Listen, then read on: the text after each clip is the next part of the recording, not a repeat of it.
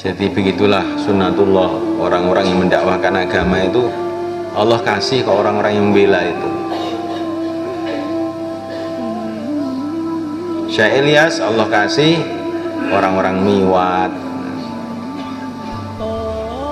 Saya dikasih oleh Allah orang-orang Temboro ini. Orang Temboro itu walaupun beling-beling itu tapi masih membela saya aja, itu orang Temboro itu. Masih malu lah dengan saya itu. Nggak ada yang sampai berani macam-macam gitu. Itu pertolongan Allah. Kalau nggak gitu ya mumet saya tuh mikir. Untuk bisa menghidupkan dakwah, menghidupkan pesantren itu mumet. Maka kamu ini bagaimana diterima oleh Allah. Nanti kalau diterima oleh Allah, Allah akan bangkitkan orang-orang yang membantu kamu.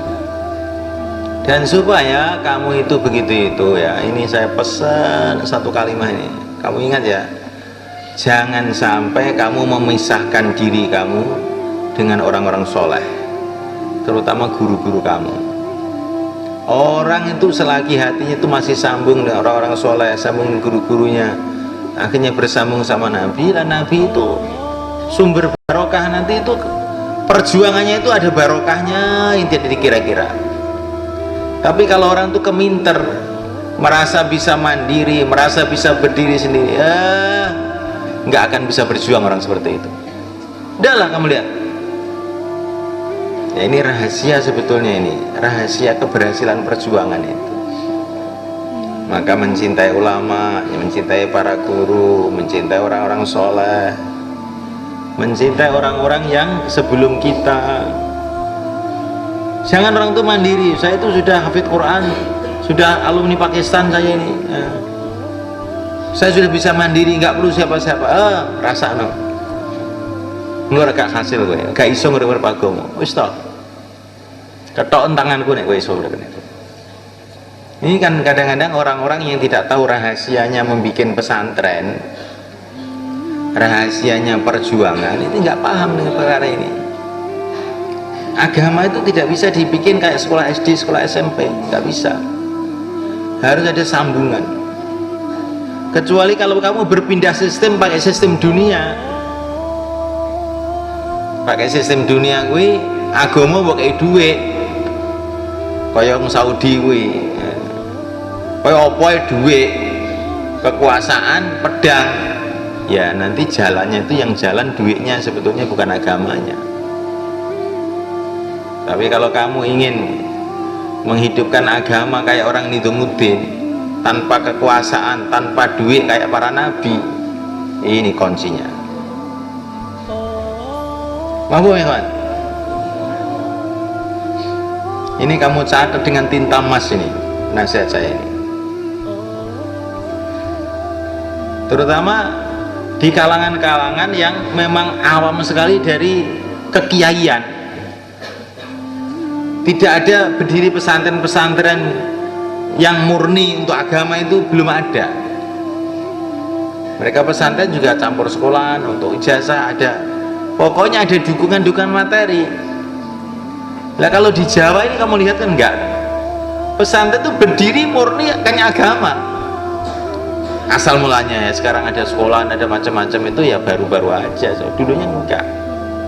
Ini termasuk barokahnya Wali Songo yang telah mendirikan negara, mendirikan apa itu pesantren, mendirikan pendidikan tanpa sedikit pun dengan kekuasaan dan harta. Nah, saya ingin kamu itu punya kefahaman seperti ini. Kalau tidak, nanti kamu itu lupa. Apalagi yang pinter ngomong, nah, perasaannya dengan ngomong-ngomong itu bisa untuk membentuk agama. Enggak akan bisa. Maafin ya kan? Kamu dengar nasihat saya ini, kamu tulis, kamu renungi sebelum kamu pulang. Ini nasihat itu intinya perjuangan sebetulnya ini. Ada mahala, udah maju, perasaannya nggak perlu dengan musyawarah, nggak perlu dengan Nizamudin. Saya sudah pinter semua kok, untuk apa saya bisa bikin sendiri. Iya, tak terus no, ora gak suwe, leren itu, gak suwe, leren.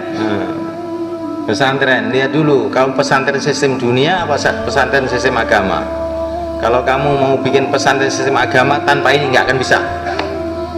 Kamu akan membentuk orang-orang ikhlas, pejuang-pejuang yang murni, yang dekat kepada Allah. Tanpa ini nggak bisa.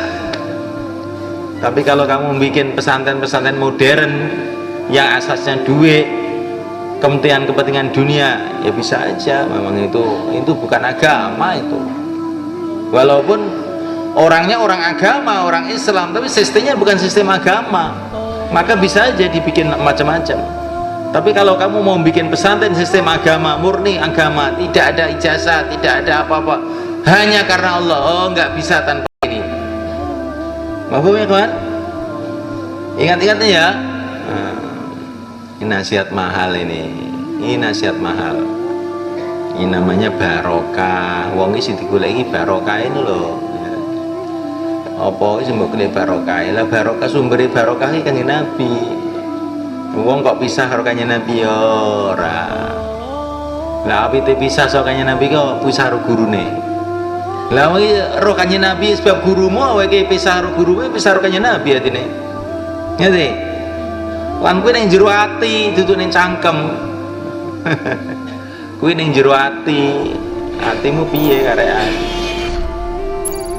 Sepanjang tahu soal tak utun ya. Pakai pertanyaan sitok ndil wis tak. Ya. Itu nafsu, titik.